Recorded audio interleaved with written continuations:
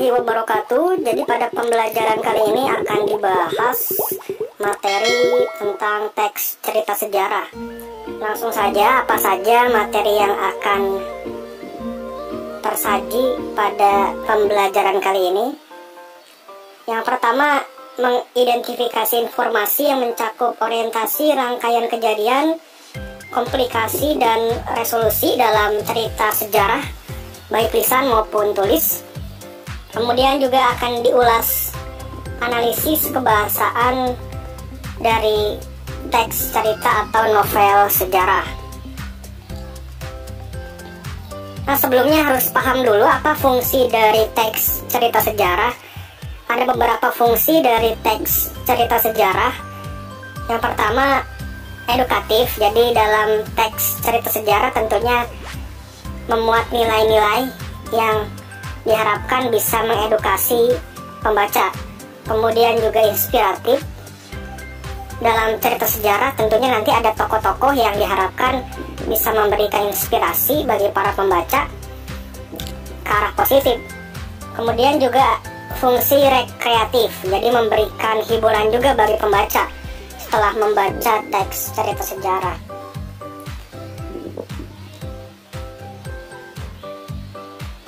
Selanjutnya, ciri-ciri teks cerita sejarah yang membedakan dengan teks lainnya. Yang pertama, cerita sejarah ini disajikan secara kronologis atau ada urutan-urutan peristiwanya. Misal sejarah Kerajaan Majapahit, berdirinya Kerajaan Majapahit, tentunya ada urutan-urutan peristiwa yang melatar belakangi berdirinya Kerajaan Majapahit. Kemudian juga bentuk teksnya cerita ulang atau recount. Dan yang selanjutnya menggunakan konjungsi temporal. Jadi nanti memang akan banyak ditemukan kata hubung penanda waktu. Dan yang selanjutnya memuat fakta sejarah atau bisa sebuah rekaan. Karena nanti ada teks cerita sejarah yang bersifat fiktif atau rekaan, dan juga teks cerita sejarah yang bersifat non-fiktif. Contoh yang fiktif nanti akan disajikan. Contoh yang non-fiktif misal biografi, autobiografi. Misal biografinya B.J. Habibie, nah tentunya harus ditulis berdasarkan fakta-fakta.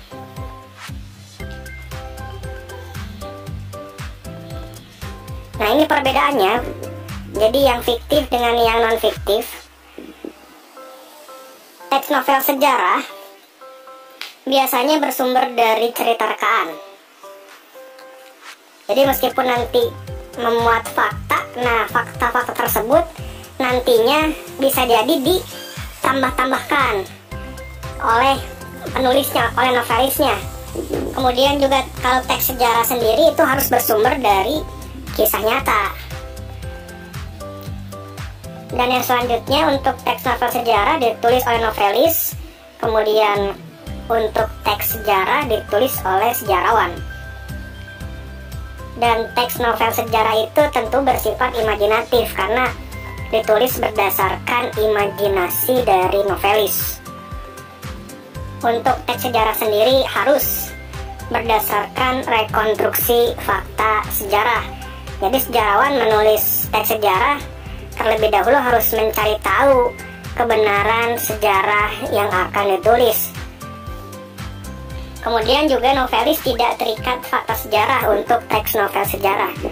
Jadi diberikan keleluasaan seorang novelis untuk menulis novel.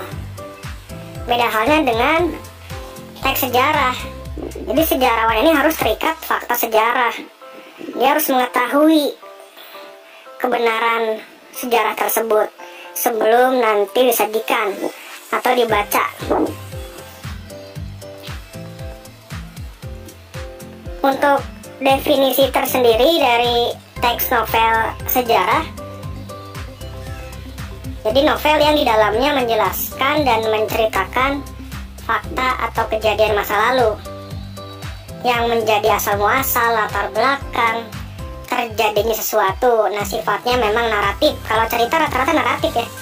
Kemudian memiliki nilai kesejarahan dan disajikan. Nah, ini memang dia nanti ada fakta-fakta, tapi disajikannya berdasarkan daya hayal penulis. Nanti contohnya bisa kalian lihat di buku siswa, tapi di videonya juga disajikan nanti contohnya.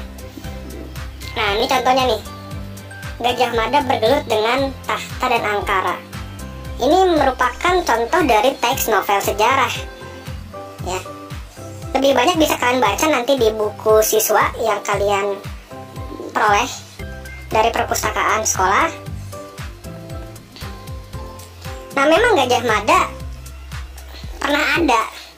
Hanya saja dalam teks novel sejarah ini ada penambahan daya hayal dari penulis. Misal diceritakan ada bidadari. Nah, kan bidadari itu kebenarannya belum bisa dipastikan. Nah, ini ada daya hayal dari penulisnya. Meskipun memang Gajah Mada itu buktinya ada banyak sejarah-sejarah yang mengungkap bahwa ada kerajaan Majapahit dan ada patih namanya Patih Gajah Mada.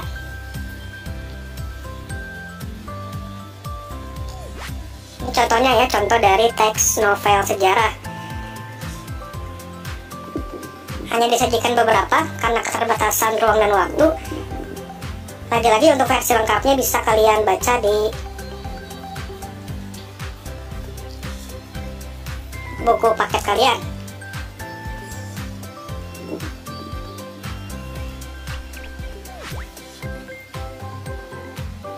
Nah, kita ke struktur dari teks novel sejarah. Jadi ada apa saja strukturnya?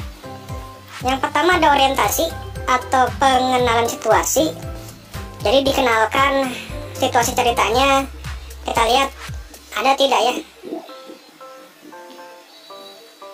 Nah, cerita macam ini berkembang ke arah salah kaprah, entah siapakah yang bercerita. Jadi dikenalkan dulu kondisi awal dari si tokoh, kemudian juga diceritakan juga situasi awal cerita.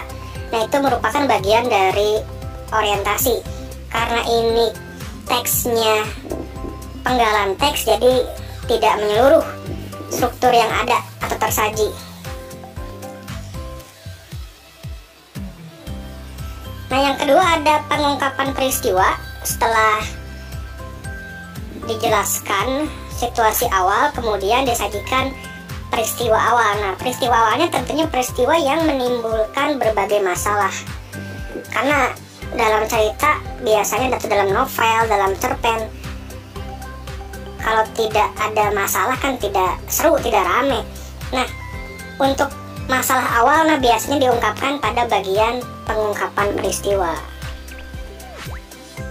Selanjutnya, setelah peristiwa-peristiwa awal yang melatar belakang masalah itu diungkapkan, lanjut ke bagian konflik. Nah, konflik ini menuju konflik ya.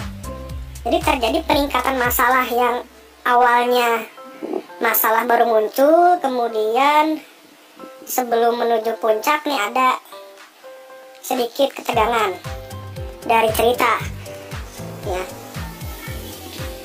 Tentunya masalah yang dihadapi tokoh utama. Setelah menuju konflik, lanjut ke puncak konflik atau nama lainnya komplikasi. Pada bagian ini tersaji puncak masalah. Jadi bagian yang paling mendebarkan yang dialami oleh tokoh. Nah, itu disebut dengan puncak konflik. Jadi kalau kalian membaca sebuah cerita dan kalian baca ternyata di bagian tersebut tokohnya mengalami bagian yang paling mendebarkan dalam cerita tersebut, nah itu bisa disebut dengan klimaks, komplikasi atau puncak konflik. Dan yang selanjutnya tentunya setiap masalah ada penyelesaiannya. Ketika dalam cerita masalah tersebut sudah mulai terselesaikan, beres, nah itu berarti sudah masuk ke bagian penyelesaian atau evaluasi atau resolusi. Jadi diceritakan nasib akhir semua tokoh setelah melewati bagian puncak atau klimaks. Apakah tokohnya meninggal, apakah tokohnya itu bahagia. Nah, diceritakan di bagian evaluasi atau resolusi. Dan yang terakhir ada koda. Jadi koda ini isinya tanggapan atau komentar penulis terhadap isi cerita, dan bisa disampaikan langsung oleh pengarang atau melalui seorang tokoh. Dan memang sifatnya ini opsional, jadi bisa ada bisa tidak koda itu. Dan biasanya dalam koda ini juga berisi saran atau amanat dari cerita.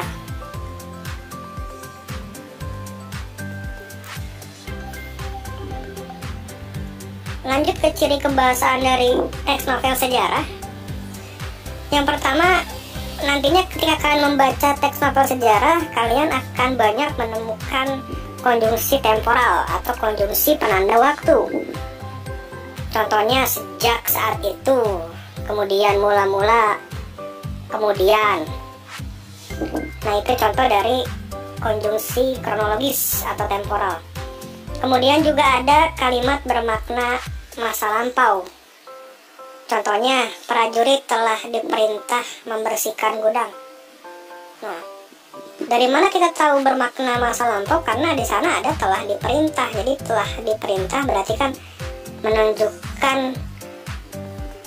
kegiatan yang sudah terjadi. Dan ada juga nanti verba material. Jadi verba material ini verba yang menunjukkan aktivitas fisik ya, yang terlihat atau bisa diindrai. Contohnya bersimpuh, duduk, itu kan bisa kita lihat. Kemudian juga menggenggam, itu pun juga bisa kita lihat, bisa kita indrai. Dan juga ada kata ganti pronomina, kata ganti orang, terutama ada aku, mereka, dia. Nah, kita lihat nanti contohnya. Ini contoh dari penggunaan kata kerja material atau kata kerja yang menggambarkan suatu tindakan fisik. Misal di depan Ratu Biksuni Gayatri yang berdiri. Nah, berdiri kan menyatakan aktivitas fisik yang terlihat. Kemudian juga duduk bersimpuh, itu pun juga masuk ke verba atau kata kerja material. Itu contohnya. Kemudian juga ada menangis, ketika para ibu ratu menangis. Nah, menangis kan aktivitas fisik terlihat oleh panca indera.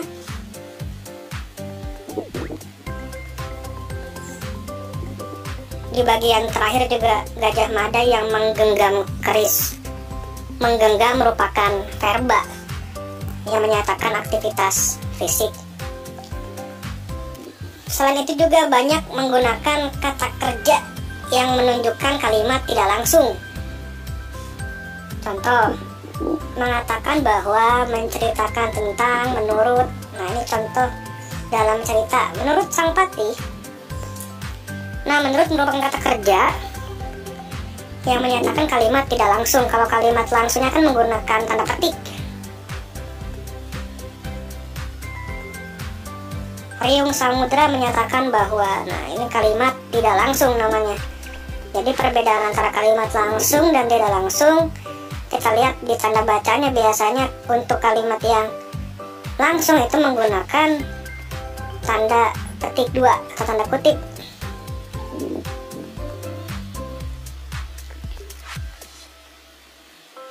Selanjutnya juga menggunakan banyak kata kerja yang menyatakan sesuatu yang dipikirkan. Nah, ini kata kerja mental. Jadi kalau tadi kata kerja atau verba material itu menyatakan aktivitas fisik terlihat oleh panca indera, kalau ini sukar terlihat, contohnya merasakan. Nah, namanya merasakan itu kan abstrak, jadi sulit untuk diindrai. Kemudian ada menginginkan, mengharapkan, mendambakan, menganggap.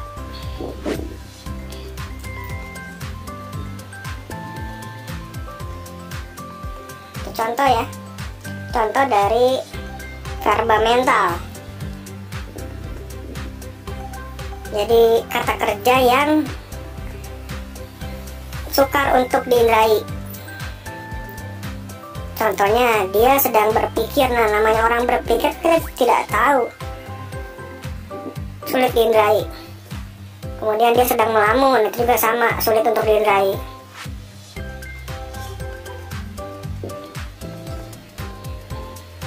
Selanjutnya menggunakan banyak dialog.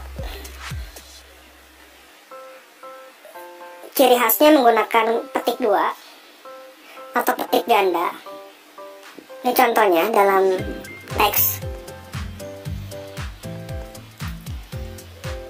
Ampun Gusti Adipati. Nah, itu menggunakan petik ganda, penanda dialog atau penanda kalimat langsung.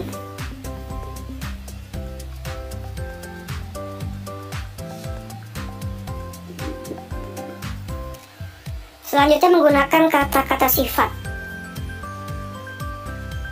Nah, kata sifat ini menggambarkan tokoh, biasanya tempat atau suasana. Contohnya bisa kita lihat.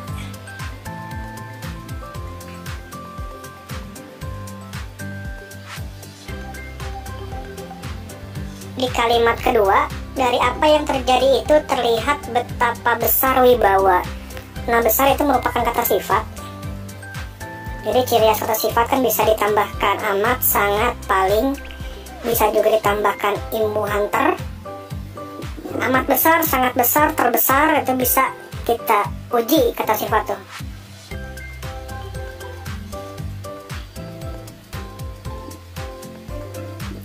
Kemudian juga di bagian akhir ada Gajah Mada, sang pemilik wajah yang amat beku itu. Ya, amat beku, bekunya itu merupakan kata sifat.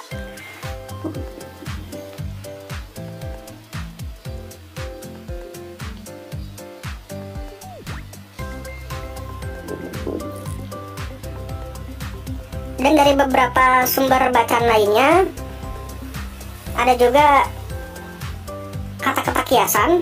Jadi ciri khas dari teks novel sejarah ini. Kemudian juga ada gaya bahasa, ada majas nanti ya, ada peribahasa.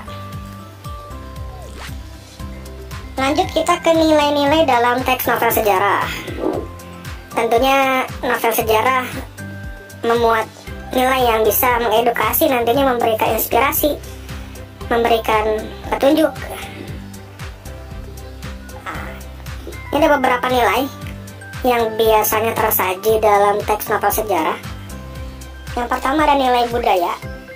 Nilai budaya itu tentunya nilai yang berkaitan dengan adat istiadat atau tradisi yang dijalankan turun-temurun tentunya. Kemudian juga ada nilai agama, nilai yang berkaitan dengan ketuhanan, mencerminkan hubungan seorang tokoh dengan keyakinannya, dengan agamanya, dengan Tuhannya. Ada juga nilai sosial, jadi menggambarkan hubungan tokoh dengan tokoh lainnya atau kelompok masyarakat tertentu. Selanjutnya ada nilai etika atau moral, ini berkaitan dengan akhlak atau perilaku tokoh yang bisa memberikan petuah atau ajaran kebaikan atau moral. Selanjutnya ada nilai keindahan atau nilai estetis atau estetika. Ini berkaitan dengan keindahan. Keindahan di sana bisa kita lihat atau rasakan dari membangun cerita, fakta cerita, atau struktur cerita.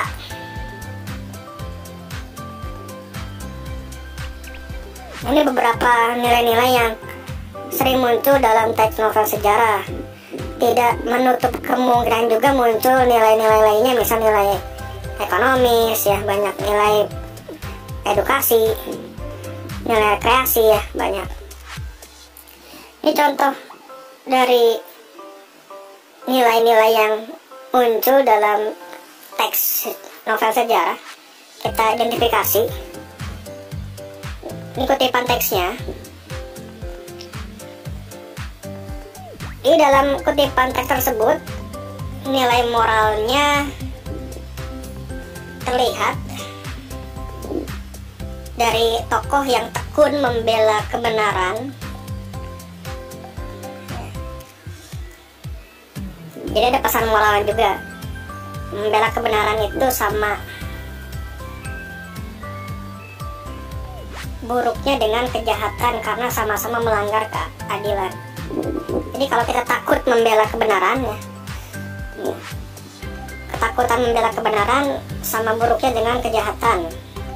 Jadi jangan sampai kita takut membela kebenaran. Itu dilihat dari kutipan.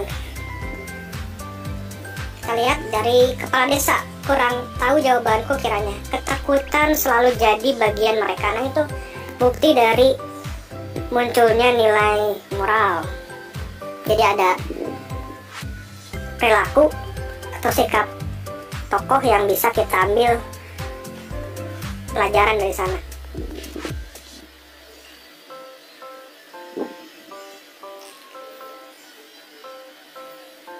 Kemudian juga ada nilai agama tadi ya. Kita lihat aplikasinya dalam teks. Ini teks yang Gajah Mada tadi. Terdapat nilai agama. Tampak pada aktivitas rakyat dari berbagai agama yang mendoakan Kartarajasa yang sedang sakit. Jadi doa itu kan kaitannya memang dengan Tuhan ya. Jadi dalam sebuah teks itu memang tidak melulu ada beragam nilai. Bisa saja hanya ada satu atau dua nilai. Nilai sosial atau nilai agama. Tidak melulu ada banyak. Ada nilai sosial, budaya, agama, tidak melulu ya, tergantung dari penulisnya. Kemudian kita lihat lagi nilai sosial. Ini contohnya ada dalam penggalan teks. Teks novel yang berjudul Mangir karya Pramudia Anantatur. Jadi dalam kutipan teks tersebut nilai sosialnya tampak pada tindakan menyumbang dan kesediaan untuk membantu pelaksanaan pesta perkawinan. Nah, kalau menyumbang, membantu, tentunya kaitannya dengan individu lain atau kelompok. Jadi ada kontak sosial di sana.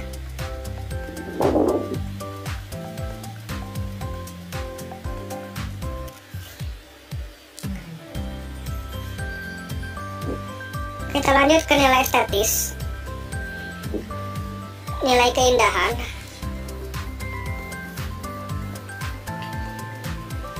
Jadi nilai estetis pada kutipan, nah ini kutipannya yang judulnya Gajah Mada tadi.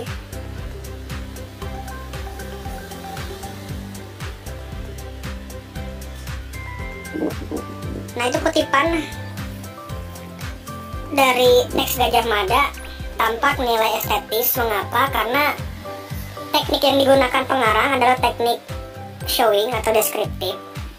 Teknik tersebut untuk menggambarkan suasana, tempat, waktu sehingga pembaca dapat membayangkan seolah-olah menyaksikan dan merasakan sendiri. Nah ini masuk ke nilai estetis. Kita baca ya, betapa megah dan indah bangunan itu karena terbuat dari bahan-bahan pilihan. Pilar-pilar kayunya atau semua bagian dari tiang saka, belandar, bahkan sampai pada usuk diraut dari kayu jati pilihan. Nah di sini ada deskripsi dari sebuah tempat, sengaja dideskripsikan agar pembaca bisa mengindrai nantinya, bisa merasakan, oh ternyata kondisi tempatnya seperti itu.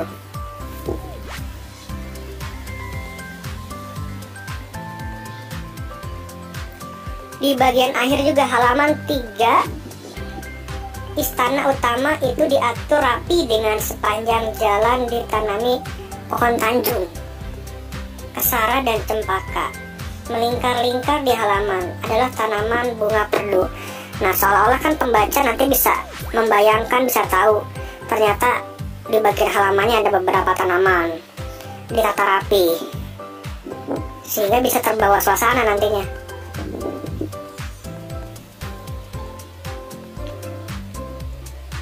Nah, lanjut ke nilai budaya.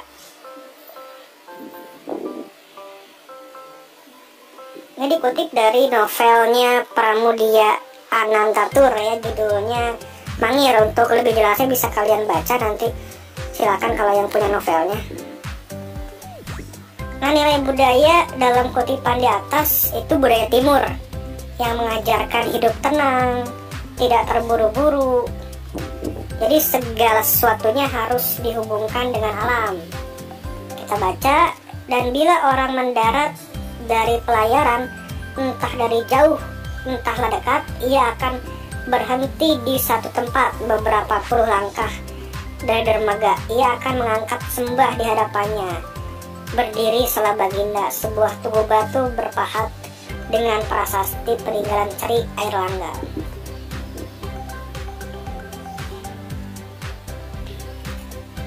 Nah, jadi ada budaya timur yang sopan, bersantun,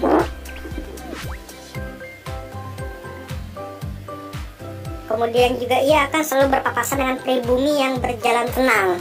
Dan ini kan ciri khas budaya timur ya, tidak kerasak gerusuk, tenang, santai tapi pasti. Ini contoh dari nilai budaya yang terkandung dalam kutipan novel sejarah.